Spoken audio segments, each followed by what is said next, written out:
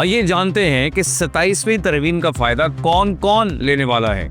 بھٹو صاحب نے 1973 کا پہلا متفقہ آئین دیا، پھر سیاستدانوں اور ڈکٹیٹرز نے اس میں کئی امینڈمنٹس کی۔ 27ویں ترمیم میں ویسے تو کئی کلازز شامل ہیں، لیکن چند ایک عوامی دلچسپی کے حامل ہیں۔ پہلے ایسا ہوتا تھا کہ فوج کے ہر شعبے جیسا کہ آرمی، ایئر فورس اور نیوی کا الگ الگ چیف ہوتا تھا اور chairman joint chief of staff committee ان تینوں کو کوآرڈینیٹ کرتا۔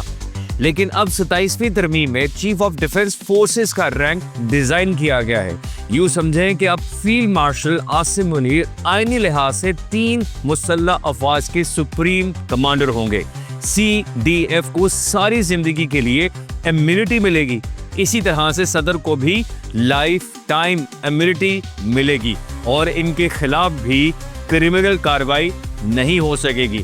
پہلے سپریم کورٹ پاکستان کی سب سے بڑی عدالت تھی، لیکن اب فیڈرل کانسٹیٹیوشنل کورٹ بنا دی گئی ہے جو آئین کے تشریح سمیت کئی وفاقی اور صوبائی کیسز نمٹائے گی، اور سپریم کورٹ کی سو موٹو پاور بھی ہمیشہ کے لیے ختم شد۔ آپ کی کیا رائے ہے؟ لکھ کر بتائیے گا۔